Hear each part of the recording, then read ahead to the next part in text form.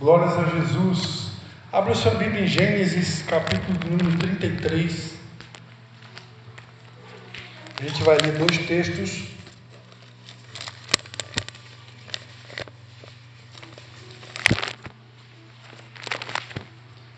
Gênesis 33.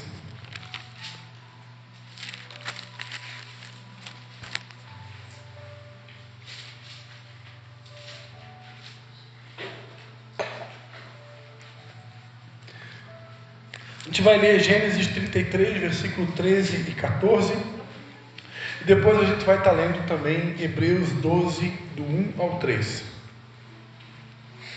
Quem achou, diga amém. Amém. Gênesis 33, ele está um papagaio, né? Não, está melhor que o papagaio. O papagaio só repete, ele não repete. Gênesis 33, versículo 13. Respondeu-lhe Jacó: meu senhor sabe que estes filhos são tenros e que tenho comigo ovelhas e vacas de leite. Se forçadas a caminhar demais um só dia, todos os rebanhos morrerão. Passe o meu senhor adiante de seu servo, e eu seguirei, conduzindo-os pouco a pouco, conforme o passo do gado que está diante de mim, e conforme o passo dos meninos, até que chegue a meu senhor em Seir. Amém? Agora Hebreus, capítulo de número 12, lá no finalzinho da Bíblia, antes de Tiago. Hebreus capítulo 12, versículo do 1 ao 3. Portanto, visto que nós também estamos rodeados de tão grande nuvem de testemunhas, deixemos todo o embaraço e o pecado que tão de perto nos rodeia e corramos com perseverança a carreira que nos está proposta, olhando firmemente para Jesus, autor e consumador da nossa fé, o qual, pelo gozo que lhe estava proposto, suportou a cruz, desprezando a ignomínia, e está sentado à destra do trono de Deus. Considerai aquele que suportou tal oposição dos pecadores contra si mesmo, para que não vos canseis, desfalecendo em vossas almas. Amém? Vamos orar? Pai, em nome de Jesus, Senhor, eu quero te dar graças, Pai, por mais essa mensagem que o Senhor colocou no nosso coração. Na verdade não é uma mensagem, é uma série. E eu quero te agradecer pela inspiração que vem do Senhor, Pai. Toda a honra, toda a glória seja dada a Ti. Nós declaramos que o Senhor tem liberdade nesse lugar, e nós te pedimos, Espírito Santo, comunica com a Tua igreja que o Senhor tem preparado para essa noite. É a nossa oração, em nome do Pai, do Filho e do Espírito Santo. Amém. Glórias a Jesus. Eu queria que você dissesse para essa pessoa aí: será? Diga assim para ela: será que você não está muito acelerado? Pergunta para ele de novo: será que você não está muito acelerado? Então esse é o tema da nova série, né, que Deus nos deu esse final de semana. E durante os próximos domingos e sábados lá em Tijucas, né, com exceção do próximo sábado, que a pastora Alice, se tudo correr bem, vai estar pregando lá em Tijucas, nós estaremos ministrando aqui domingo após domingo sobre esse tema, né? Nós estaremos falando sobre aceleração.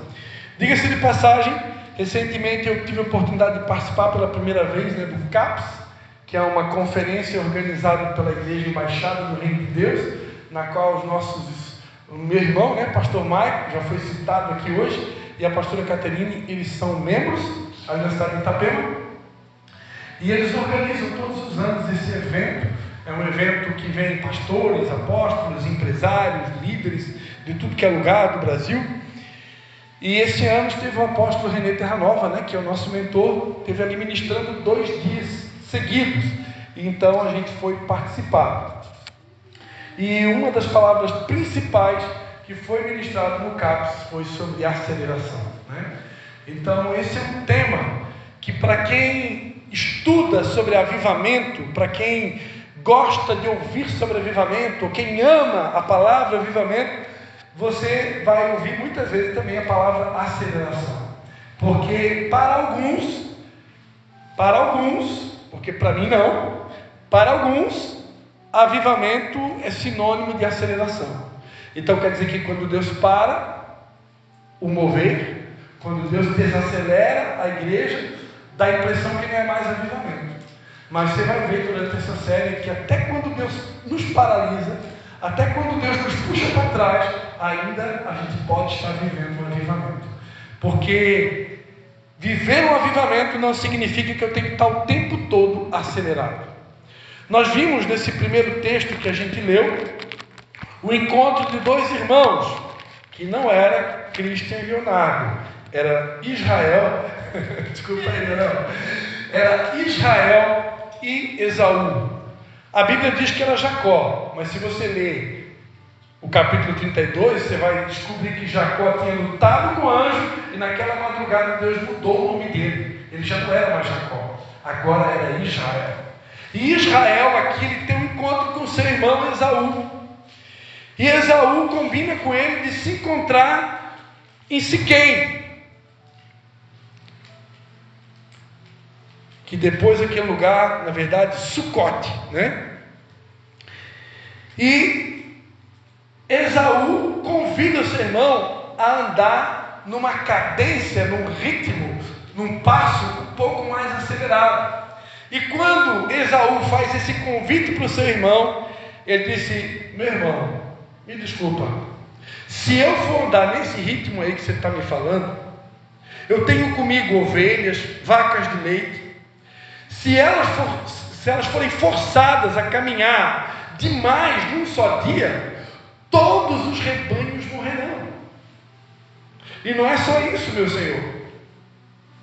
Passa, vai adiante de mim, pode ir na minha frente, não tem problema, vai na minha frente. Eu vou seguir, só que eu vou conduzir meus gados, né, no passo do gado. Se perguntar para o meu pai aqui o que é o passo do gado, quem sabe ele responde, né? O que é o passo do gado, pai? O passo do gado é mais acelerado. Acelerado? É mais lento. Gado não é cavalo. É que ele está nervoso. Não, mas pai, só uma coisa. Sabia que existe um besouro que se chama cavalo do cão? Não é cavalo do gato, é cavalo do cão.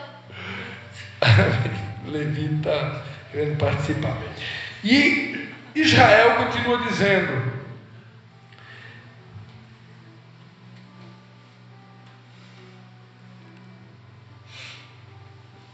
passe o meu Senhor diante do teu servo, e eu seguirei conduzindo-os pouco a pouco, conforme o passo do gado que está diante de mim, conforme o passo dos meninos, até que chegue a meu Senhor em Seir. Eu tinha falado Siquém, Sucote, mas não é nem Siquém nem Sucote, é Seir. Desculpa aí, perdão. Então aqui Jacó, Israel, ele acrescenta mais uma coisa: eu não vou andar apenas no passo do gado, mas eu vou andar também no ritmo dos meninos. O que a gente aprende aqui? Que Israel não queria andar numa velocidade que seus filhos ou a sua família ficasse para trás. Às vezes você se converte, você vem para Jesus, mas tem alguém da sua família que ainda não veio. E às vezes a gente quer andar num ritmo acelerado e deixar aquela pessoa para trás. E Deus não quer isso da gente. Deus quer muitas vezes que a gente desacelere para tentar encaixar com aquele que ainda não está nos acompanhando. O reino de Deus ele é comparado com uma edificação de pedras vivas. E essas pedras precisam se encaixar. Para a gente formar essa famosa obra de Deus, as pedras têm que se encaixar. E muitas vezes, para se encaixar, eu já falei aqui, elas vão ter que ser quebradas, elas vão ter que ser lixadas, elas vão ter que ser arrebentadas muitas vezes, para poder dar a química, para poder dar um encaixe. Deus é Deus de Abraão, de Isaac e de Jacó, né? Então, Pode que uma geração mais jovem venha assumir a direção, seja no trabalho, seja no cotidiano, seja na igreja, seja em qualquer lugar, e a geração mais jovem, não, agora é só os jovens, né? Não preciso mais dos idosos. Não, Deus é Deus de Abraão, Isaac e Jacó. Abraão representa uma geração, Isaac representa outra geração e Jacó representa outra geração. Então Deus quer unir jovens, crianças, adultos e idosos, todos no mesmo lugar, todos no mesmo reino. E para que aconteça esse encaixe, em alguns momentos talvez eu vou ter que desacelerar, para que as pessoas que estão comigo caminhem. Então é uma questão de paciência. Mas, em contrapartida, nós acabamos de ler um texto de Hebreus capítulo 12, quando o autor aos Hebreus, que ninguém sabe quem é o escritor dos Hebreus, não está revelado, uma grande maioria acredita que é o apóstolo Paulo, mas não tem nenhum lugar que prova que é ele. Ele, depois de elogiar os heróis da fé, porque o capítulo 11 de Hebreus, ele é considerado a galeria dos heróis da fé. Então, aqui em Hebreus 11, é destacado o nome de Noé, o nome de Abel, o nome de Enoque, o nome de Abraão, o nome de Isaac, o nome de José, Moisés, Raabe, Gideão, Sansão, Jefité, Davi, Samuel. Todos eles são chamados de heróis da fé. E quando o autor aos Hebreus termina de elogiar esses heróis da fé, ele vai dizer: portanto, visto que nós estamos rodeados de uma tão grande nuvem de heróis da fé, de testemunhas, de pessoas que deixaram legado, pessoas que deixaram exemplo, pessoas que mostraram para a gente que é possível correr a corrida da fé. Diante de todo essa nuvem de testemunhas, deixemos todo embaraço, o pecado que tão de perto nos rodeia e corramos com perseverança a carreira que nos está proposta. Então, o texto, ele fala de um homem que decide andar num ritmo mais lento para que os filhos e a família não fiquem para trás. E o outro texto já é aqui agora no Novo Testamento. Nós, como igreja, aqui no caso eram os hebreus. Quem eram os hebreus, né? Os hebreus são o povo eleito, o povo escolhido, né? Equivalente aos israelitas. Em primeiro lugar, Deus veio para eles, né? E vocês sabem que após o dia de Pentecostes, o Espírito Santo foi derramado e ali inúmeros gentios que não eram hebreus começaram a ser batizados pelo Espírito Santo. E ali a igreja começou a se formar. E a igreja já não era mais uma igreja de hebreus, era uma igreja de gentios, né? Mas alguns hebreus também se converteram ao cristianismo. E quando o autor aos Hebreus escreve essa carta não está sendo enviada para os gentios, que somos nós. Essa carta está sendo enviada para os hebreus. Mas, de qualquer forma, essa carta também comunica conosco, porque aqui eram hebreus convertidos, e nós podemos dizer que somos também da descendência de Abraão, hebreus espirituais, né? Não somos hebreus talvez biológicos, mas somos hebreus espirituais, porque também somos descendência de Abraão por causa do sacrifício de Jesus. E aqui a recomendação é: corra. Ele não está falando caminha, ele não está falando marche, ele está falando corra. Então está falando de uma outra velocidade. Se a gente for ler Paulo escrevendo aos Coríntios no capítulo 9, versículo 24, ele vai dizer que todos os atletas que correm no estádio, na verdade, 1 Coríntios 9, 24, todos na verdade correm, mas um só leva o prêmio. Correi de tal maneira que o alcanceis. Todo aquele que luta em tudo se domina, eles para alcançar uma coroa corruptível, nós, porém, a incorruptível. Portanto, corro, não como indeciso, combato, não como batendo no ar. Antes eu esmurro o meu corpo e o reduzo à servidão, para que pregando aos outros, eu mesmo não venha de alguma maneira ficar reprovado.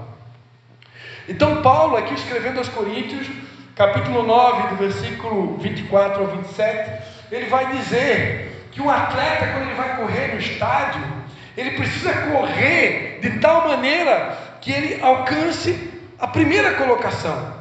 Porque nenhum atleta corre para ser segundo, nenhum atleta corre para ser terceiro, nenhum atleta corre para chegar em último lugar. O atleta corre para atravessar a linha de chegada em primeiro lugar. Agora, daqui a algum tempo, a gente vai ter a Copa do Mundo de futebol. Vocês acham que algum time vai entrar para jogar na Copa para perder? Alguém vai entrar, eu vou entrar na Copa para ser o último lugar. Ninguém vai fazer isso. Eles vão entrar para tentar ser o primeiro. Então, o apóstolo Paulo está dizendo, assim como um atleta, ele corre para ser o primeiro lugar, para ganhar a corrida, correi de tal maneira. Então, mais uma vez, a gente vê aqui que nós somos, como igreja, convidados a correr a carreira da fé. E aí, como que eu vou entender agora? Eu tenho que correr? Eu tenho que marchar? Ou eu tenho que andar? Essa é uma pergunta dessa série. Será que eu estou muito acelerado? Essa é uma pergunta muito individual, porque cada um aqui vai saber responder para si. Porque talvez alguns aqui estão totalmente parados, paralisados. Talvez alguns aqui estejam caminhando. Talvez alguns aqui estejam rastejando. Exemplo, a mulher no fluxo de sangue, né? Ela já estava rastejando e perdendo muito sangue, até que ela tocou na orla do manto de Jesus, né? Então talvez tenha alguns aqui que estejam andando, talvez alguns aqui estão correndo.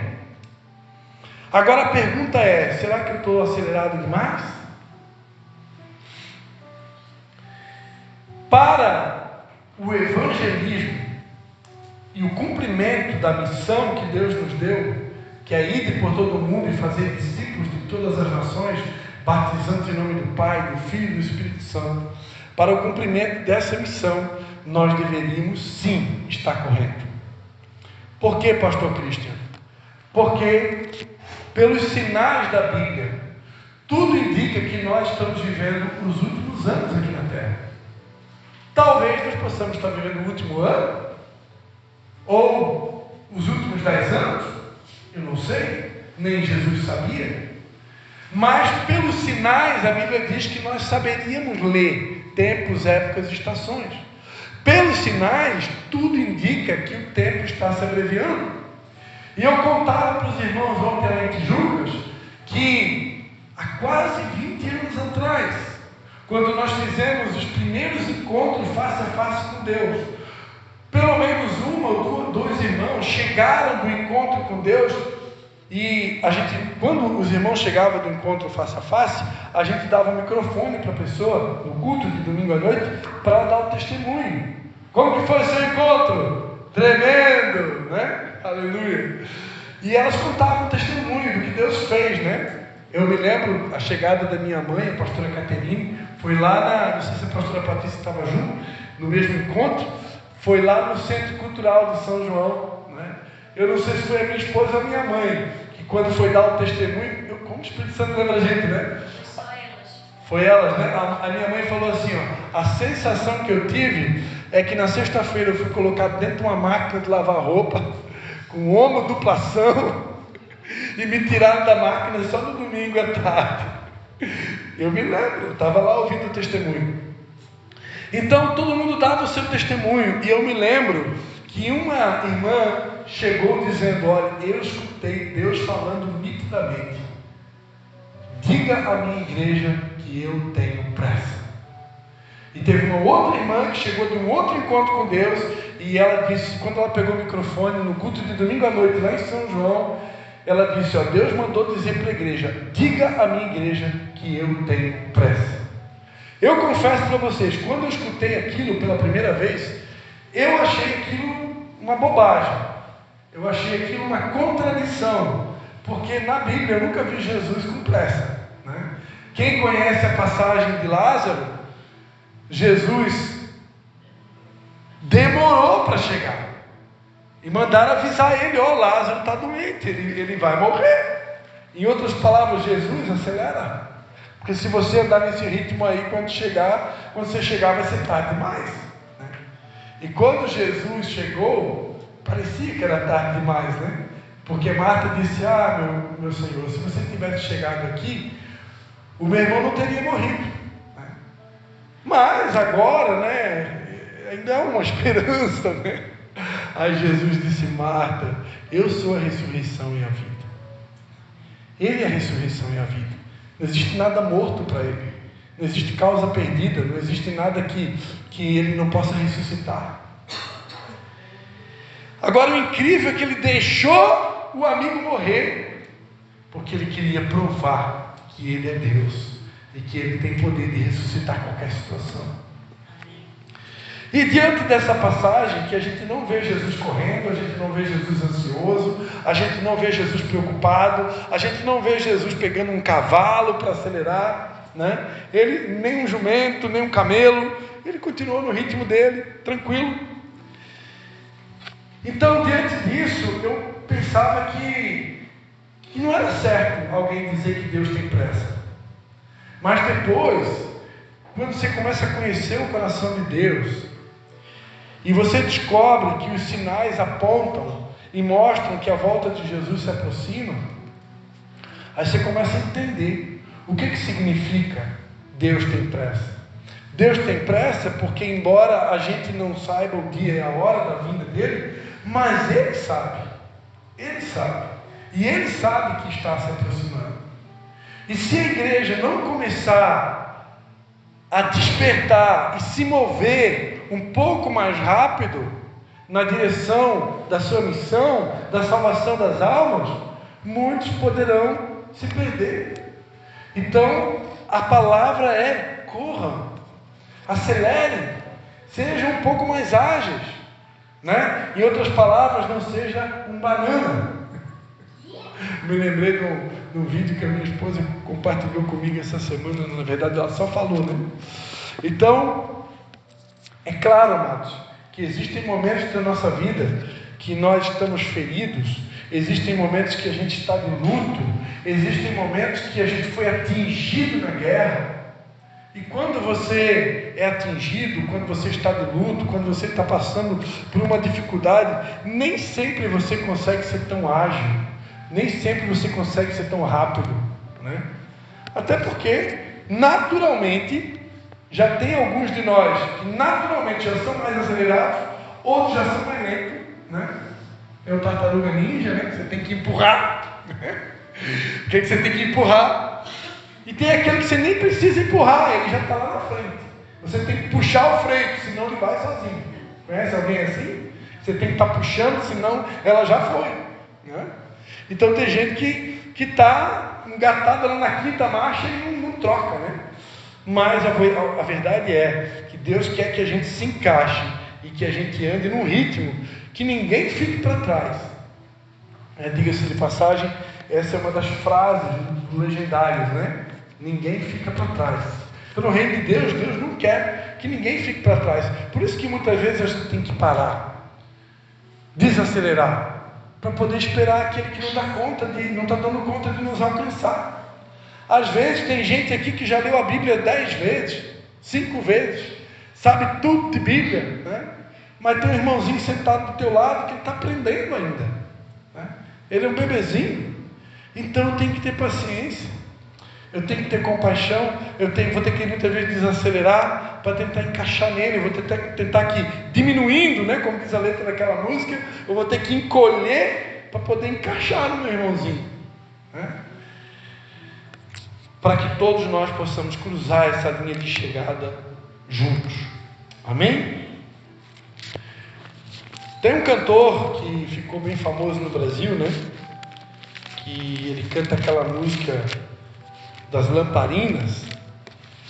Ele, numa das suas músicas, ele cita o texto de 2 Pedro 3,12. segunda carta de Pedro, capítulo 3, versículo 12, que diz: aguardando e desejando ardentemente a vinda do dia de Deus, em que os céus em fogo se dissolverão e os elementos ardendo se fundirão. Tem uma outra versão bíblica que diz: apressando e desejando ardentemente a vinda do dia de Deus. Como que eu vou fazer para apressar a vinda do dia de Deus? Teoricamente, né? Jesus Cristo disse, né? Quem de vocês pode acrescentar um côvado ao dia, né? A hora da vida? Ninguém consegue mexer no tempo. Mas quando Pedro aqui diz apressando e desejando ardentemente, ele está dizendo: olha, é da vontade de Deus que a gente possa corresponder às expectativas de Deus, se encaixar dentro de tudo aquilo que Deus já mostrou para mim que eu preciso fazer, dentro de tudo aquilo que Deus já mostrou para mim que eu preciso dar uma resposta. Eu preciso dar uma resposta. E quando eu começo a corresponder àquilo que eu estou ouvindo na igreja, aquilo que eu estou ouvindo na célula, eu começo a obedecer, automaticamente eu estou apressando a vinda de Jesus. Porque se toda a igreja hoje começasse realmente a obedecer a Deus, a palavra de Deus, e todo mundo começasse a mergulhar na missão que a gente tem de evangelizar o mundo, Jesus viria, quem sabe, muito rápido. Mas como tem um monte de gente que está parado, tem muita gente que está travado, tem muita gente que faz mais de ano que não fala de Jesus para ninguém, que nunca convidou ninguém para uma célula, né? Não convida ninguém para o culto, parece até que esqueceu que a gente tem uma missão aqui na terra. Aí estamos atrasando a volta de Jesus, que não estão entendendo. Estamos atrasando, por quê? Porque ninguém está fazendo o que é para ser feito. Agora, quando eu começo a fazer o que tem que ser feito, eu estou acelerando a volta dele. Amém? Agora, embora a gente está aqui conversando sobre aceleração, é bom lembrar que a aceleração ela tem os seus riscos. Quando eu acelero, o meu estilo de vida é um estilo de vida acelerado, isso pode se tornar muito perigoso. Durante o tempo que nós fomos pastores em Nova Trento, a gente aprendeu, né, um dialeto italiano que diz assim: de piano piano se va lontano, forte se va à morte. Que em português significa devagarzinho se vai longe, e forte, rápido, se vai à morte. E eu fiz uma pesquisa aqui, pedi para o ChatGPT passar para mim o percentual de acidentes fatais para carros, veículos que estão parados, veículos que estão andando em baixa velocidade e veículos que estão andando em alta velocidade. Então, o percentual de acidentes fatais, não é acidente normal, é acidente fatal. Para um carro que está parado, é apenas 1%. 1% de todos os acidentes fatais acontece com carros que estão estacionados. É aquele infeliz que está lá no estacionamento e alguém vem e dá com tudo nele e vai todo mundo morar no céu. Acontece. É 1%, mas pode acontecer, né? Não sei quem já viu aí, né? Não faz muito tempo, na BR, aqui em Balneário Camboriú, tinha um engarrafamento, os carros estavam parados no engarrafamento, uma carreta chegou por trás e levou ali umas 3, 4 carros, morreu ali umas 3 famílias. Hoje de novo, acontece todo dia isso. Quase todo dia. Quase todo dia na BR isso está acontecendo. Mas representa 1%. Vai mudar essa estatística. A estatística pode ser que muda, né, Léo? Hoje mesmo morreu na BR assim. É? Carros em baixa velocidade, até 40 km por hora, não só carro, né, mas ciclistas, representam 10 a 20% das mortes, né? Atropelamentos dentro da cidade, ciclistas, idosos e crianças vulneráveis, né? Na faixa de pedestre, muitas vezes, representa 20%. E carros, veículos acima de 60 por hora, representa de 70 a 90% das mortes fatais. Então, fica claro que aqui, em se tratando de fatalidade, Quanto mais velocidade, maior o perigo. Todo mundo aqui já deve ter ouvido falar a história que tem lá no livro de 2 Samuel, capítulo de número 6, do versículo 6 ao 7, né, quando Davi desejou levar a Arca da Aliança para Jerusalém. A palavra de Deus diz que eles, querendo acelerar, colocaram a arca em cima de um carro de bois. E a arca não se levava em carro de bois, a arca deveria ser levada no ombro do sacerdote, né? Aqui na igreja tem uma miniatura aqui, né? É bem pequenininha, né? Dá até para carregar, né? Então a arca deveria ser levada no ombro. Aqui são 4 hastes, e eram 4 sacerdotes que deveriam levar a arca no ombro do sacerdote. E eles então decidiram colocar num carro de boi. Aceleração. Um pouco nós queremos mais rápido, nós queremos levar a arca, mas nós queremos levar rápido. E por causa disso, a Bíblia diz que um boi tropeçou e Uzá colocou a mão na arca e ele acabou morrendo imediatamente. Então, a aceleração, ela tem seus riscos.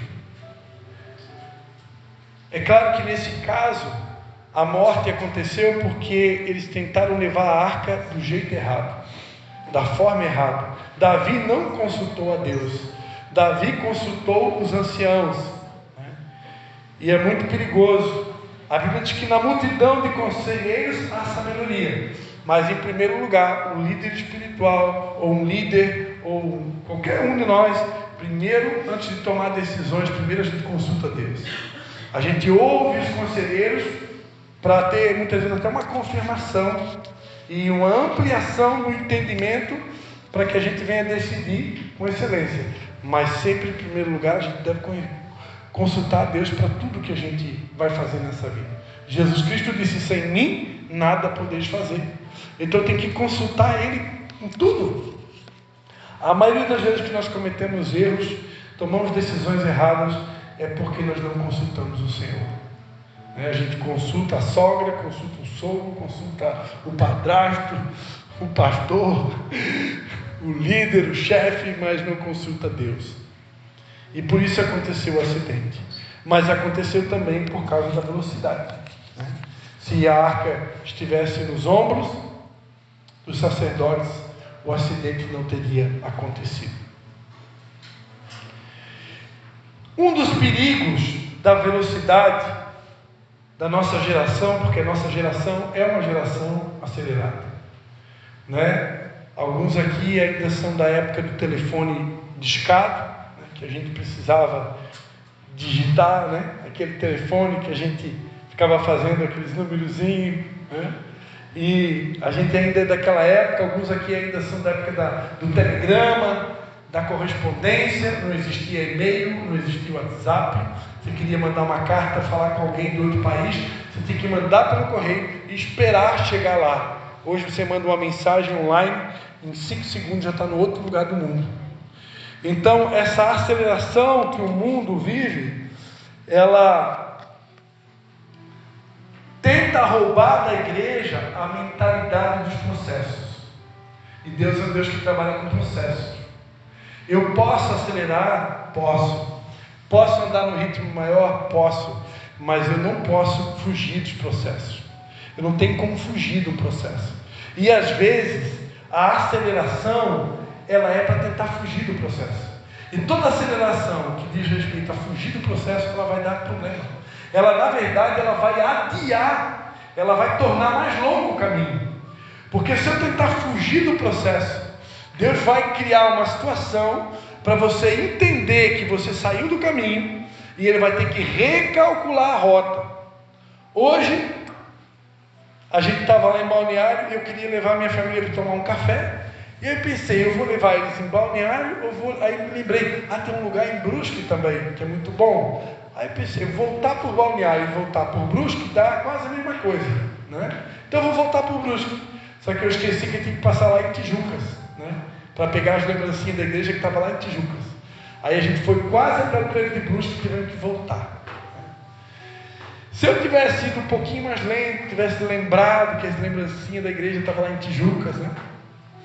Então, às vezes, quando a gente toma uma decisão errada, quando a gente quer acelerar um processo,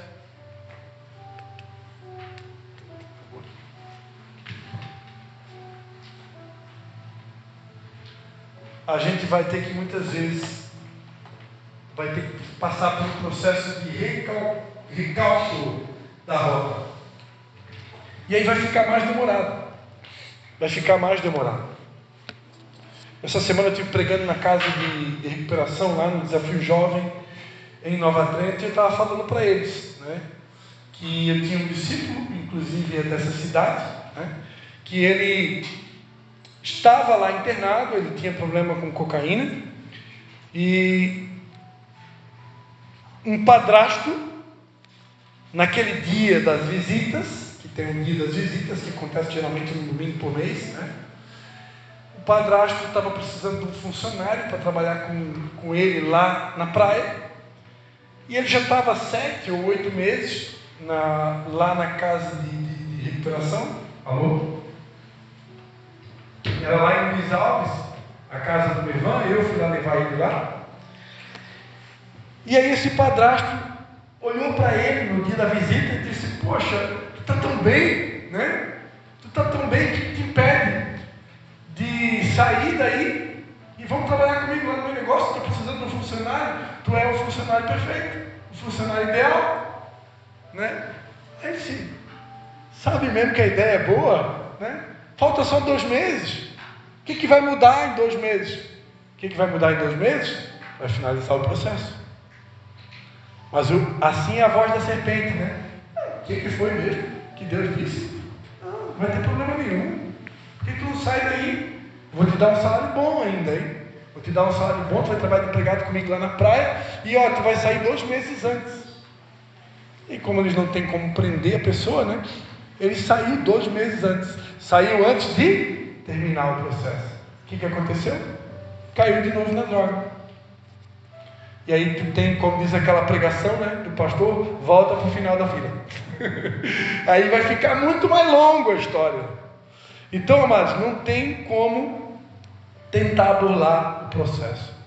Quem está lá na casa de recuperação tem que viver o processo dos 9 meses. E nós que estamos aqui fora, nós também temos os nossos processos. Cada um aqui está passando um processo. E se eu tentar fugir do processo, se eu não ir para a oração para tentar entender o porquê do processo, porque só tem um jeito de eu vencer o processo e eu ir para uma nova fase, quando eu entendo o porquê que eu estou passando o processo. Quando eu vou para a oração e digo: Senhor, por que eu estou passando por isso? E aí eu entendo: eu estou passando por isso porque eu pisei no tomate aqui, eu pisei no tomate ali, aqui eu agi assim, aqui eu fiz assim, eu deveria ter feito assim, eu deveria ter feito isso, mas eu fiz assim, eu fiz assado, e é por isso que eu estou passando pelo que eu estou passando. Aí quando eu entendo, e eu entro em arrependimento, e eu decido mudar, aí Deus vai fazer com que o processo vai chegar ao fim. Hoje, eu levei para passear uma filha que está morando sozinha. E que quando morava dentro da minha casa, muitas vezes pedia uma carona para me levar em tal lugar, e eu dizia assim: meu, 3ª vez hoje que tu quer carona?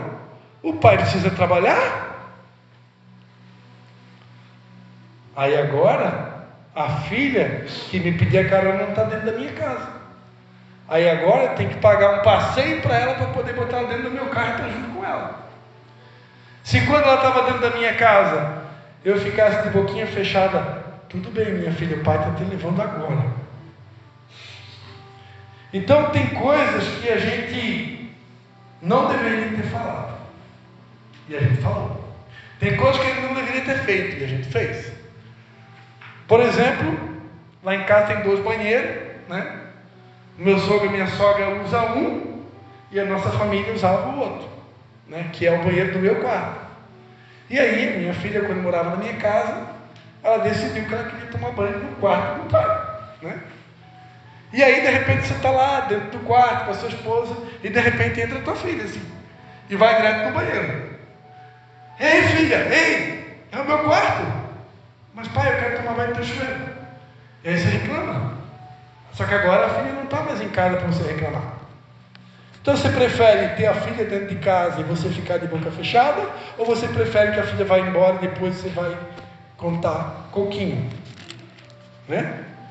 Então, amados, a gente precisa entender onde é que a gente errou para poder corrigir a rota. Andar no passo dos pequenos.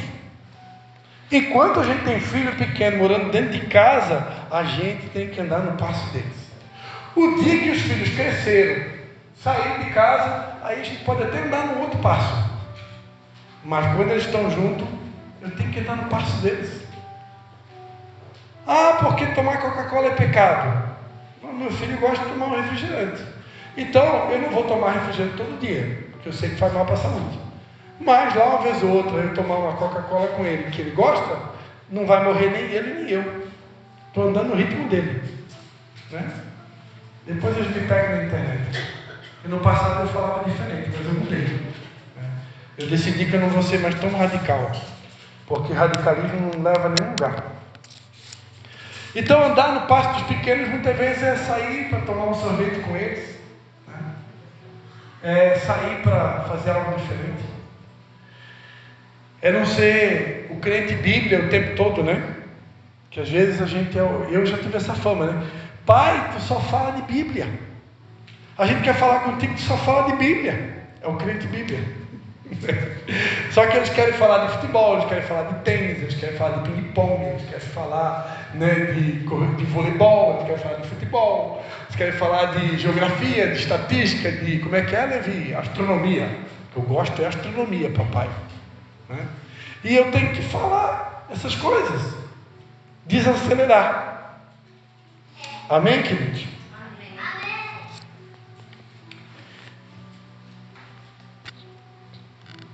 Uma pergunta para nós aqui nessa noite. Estamos exercitando o hábito da contemplação? Uma geração acelerada não perdeu o hábito da contemplação. Davi ele dizia, uma coisa eu peço ao Senhor, que eu possa estar todos os dias na casa do Senhor para contemplar a beleza da sua formosura e aprender no seu santuário. Então Davi ele vinha para a casa de Deus, ele queria estar na casa de Deus para aprender e para contemplar a face de Deus. Uma geração acelerada, ela perdeu o hábito de contemplar. Nós não conseguimos mais contemplar. É tudo muito rápido, tudo é voando, tudo é para ontem. O mundo ele exige que seja tudo rápido, tudo voando. Só que se tudo for voando na minha vida, daqui a pouco eu não consigo prestar atenção no olhar da minha esposa. Aquele dia que ela estava triste, aquele dia que ela não estava legal. E aí eu vou falando um monte de coisa, vou fazer isso, vou fazer aquilo, não sei o que, papapá. Que a pessoa não tem condições de fazer. E ela nem vai fazer, e ela nem quer fazer. Mas se eu estou acelerado, eu não consigo ver. Eu não consigo ver o olhar de uma pessoa. Eu não consigo ver o olhar de um filho. Pessoas aceleradas não conseguem ver os detalhes. Detalhes só consegue ver quem para contemplar. Para quem desacelera. Tem uma música que a gente cantou há muitos anos na igreja, né? Quando atravesso bosques e florestas, eu vejo então pássaros a cantar, né? Qual foi a última vez que você foi dar uma volta de mão dada com o teu marido num parque para olhar os passarinhos? Hã? Tem gente aqui que nem lembra mais disso, nem sabia que dá para fazer isso. Talvez a Anício Pedro que tem um sítio, né? Talvez. Ó, nem o Pedro, olha a sinceridade do camarada, nem ele que tem sítio para ver os passarinhos cantando. Então, a geração que a gente vive, irmão, Para ver ele ver todos os cantos deles. ele escuta o barulho do passarinho, né? Ele tem um viveiro dentro de casa. Ah, tá, que tem o viveiro dentro de casa, né? Mas parar para contemplar e parar para admirar, né? Eu falava ontem à noite lá, né, que o Luiz, O Luiz tem uma menina, né? O Luiz e a Silvane, lá de Tijucas, né? Eles têm uma menina que aquela menina ela é uma pintura. Qual que é o nome dela mesmo? Raíssa. A Raíssa é mais velha, né? É a menorzinha, né? Ela é uma bonequinha. E aí eu digo, meu Deus, quem para contemplar aquela menina é uma pintura. Mas só descobre que é uma pintura quem para contemplar. E como é lindo quando você para. Você que tem mais de um filho, você começa a parar e você começa a contemplar o seu filho. Começa a contemplar a beleza do teu filho, da tua filha, os detalhes. Aí você vai ver que Deus é muito bom, irmão. Que embora que você não valha nada, mas Deus te deu um filho maravilhoso, né? É um mais lindo que o outro, apesar que o pai é terrível, né? Todo mundo está olhando para o Nunes, por quê? É porque ele perdeu o cabelo? Misericórdia. Teve um profeta que, né? Teve uns jovens que andaram falando do cabelo do profeta, e o profeta mandou uma ursa comer eles tudo. Ele foi todo devorado pela ursa. Então nunca fala do cabelo de ninguém. Para encerrar hoje, amém? Para encerrar, só mais uma coisa. É uma série, então vai ter vários domingos para a gente falar sobre esse assunto. E para deixar você com um gostinho do próximo capítulo, a última pergunta da noite: estamos exercitando a arte da meditação? A palavra de Deus diz no Salmo de número 1: bem-aventurado o homem que não se detém no caminho dos pecadores, nem se assenta na roda dos escarnecedores. Antes tem o seu prazer na lei do Senhor, e na sua lei medita de dia e de noite. Para meditar na palavra de Deus de dia e de noite, você vai precisar parar. Se você estiver muito acelerado, você não vai meditar. Para meditar, você vai precisar parar. E aí eu quero dar uma dica que eu aprendi com a minha esposa. Você não precisa ler a Bíblia toda num dia. Você pode escolher um versículo. Pega um provérbio. Você acha que é difícil? Então pega um versículo e você vai meditar nele.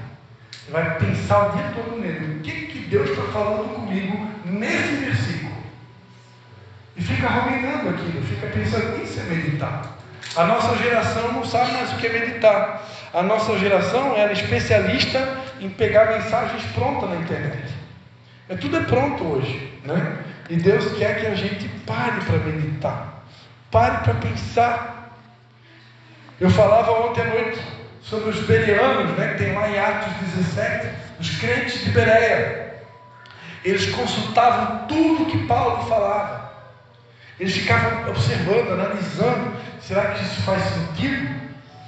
Se eu não resgatar o hábito de meditar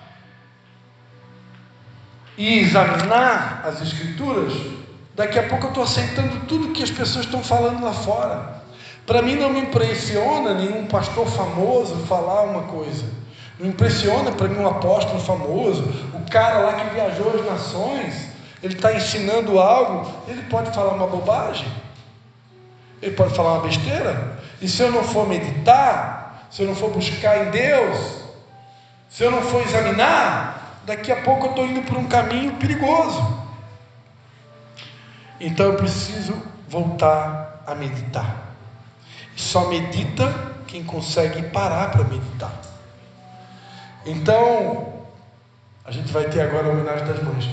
Só encerrando. Então, amados, eu tenho que entender que embora Deus deseja que eu venha correr a corrida da fé, e eu preciso, na direção do evangelismo, na direção do cumprimento da minha missão, eu preciso andar um pouco mais rápido, eu preciso agir, eu preciso fazer, eu preciso plantar sementes, porque ninguém vai colher nada se não plantar nada. Mas ao mesmo tempo, eu preciso respeitar processos, eu preciso respeitar o passo da minha família, eu preciso resgatar o hábito da contemplação. Eu falava ontem sobre as dracmas perdidas. Uma mulher judia, quando ela ia casar, ela ganhava um colar com 12 dracmas. E a Bíblia fala que uma mulher na Bíblia, ela perdeu uma dracma. O colar tinha 12. Olha o 12 aí. Ela perdeu uma. Mas por causa de uma dracma, ela acendeu a luz, ela varreu a casa diligentemente até achar aquela dracma. A dracma representa um valor. A contemplação é um valor que tem se perdido na nossa geração. A meditação é um outro valor que tem se perdido na nossa geração. E no próximo culto eu falo para vocês outras dracmas que têm sido perdidas na nossa geração. Amém? Vou convidar a pastora Patrícia então, a pastora Vera, a irmã Vera. Então nós vamos ter uma homenagem para as mães. Glórias a Jesus.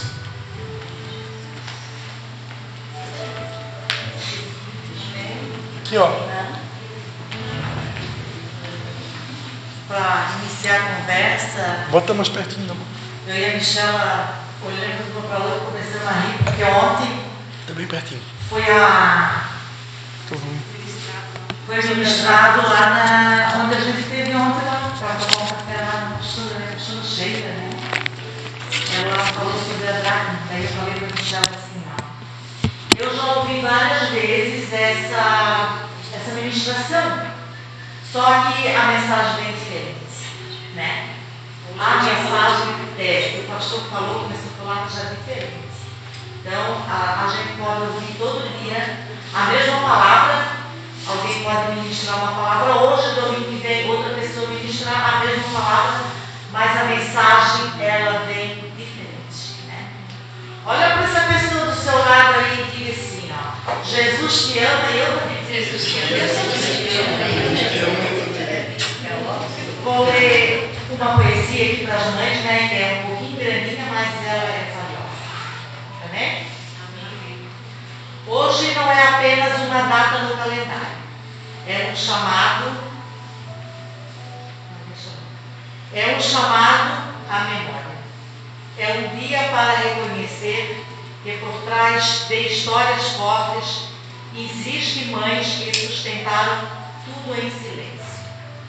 A Bíblia não esconde as dores da maternidade. Pelo contrário, ela revela mulheres reais que com lágrimas, dúvidas, medos e com fé mudaram destinos. Quando olhamos para Eva, vimos o começo de tudo, que caiu, errou, mas não parou. Ela nos ensina que depois da falha existe continuidade, que ainda existe propósito. Quando olhamos para Sara, vimos uma mulher que esperou décadas, mas que Deus cumpriu aquilo que prometeu. Tem mães esperando por algo, mas a história com Deus não acabou. Ana nos mostra o poder da oração sincera. Chorou, foi incompreendida, mas nasceu dela que não foi só o filho, e sim o profeta que mudou uma geração. Jaquebede, uma mãe que teve que soltar o filho para salvar, que tipo de fé é essa? É a fé que entende que proteger nem sempre é segurar. Às vezes é confiar e entregar. Então, chegamos a Maria, talvez o melhor exemplo de entrega. Ela gerou, ensinou, depois foi seu filho cumprir um propósito que incluía a dor. Hoje, quando falamos de mãe, não estamos falando de perfeição. Estamos falando de resistência. Mães que oram, choram. Mães que abriram mãos dos seus sonhos pessoais. Abra, garantir o futuro de alguém. Filhos são sementes que não mostram resultados imediatos. Uma mãe alinhada com Deus não forma filhos, e sim destinos. Feliz Dia das Mães. Deus vê o que você fez e faz. Amém? Amém. Quero desejar a todas as mamães, né, que Deus está conosco, né? Que Deus não esquece os seus, né? Amém. Amém? que vocês possam ser aquela mãe, né? Aquela mãe querida, né? Que compreende os seus filhos, que educa, que dá o melhor a eles, né?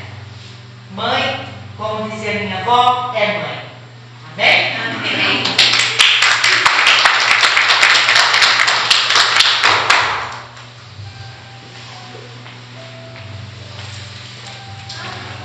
Amém? Vamos ficar de pé então, vamos cantar os parabéns para as mamães. Enquanto isso, elas vão ganhando uma lembrancinha. Obrigada, minha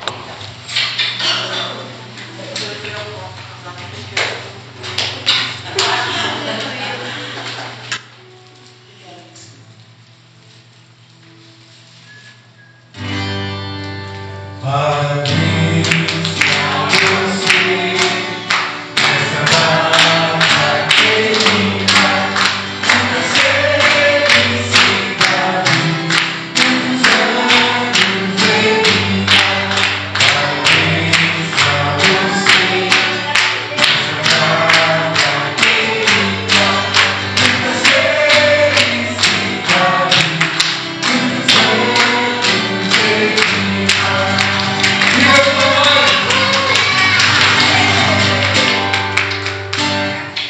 Não esqueça amanhã, culto de mulheres aqui na Libra, né? Traga uma convidada com a pastora Caterina. O amor de Deus do Pai, a graça do Senhor Jesus e a comunhão do Espírito Santo seja com cada um de vocês. Um feliz Dia das Mães.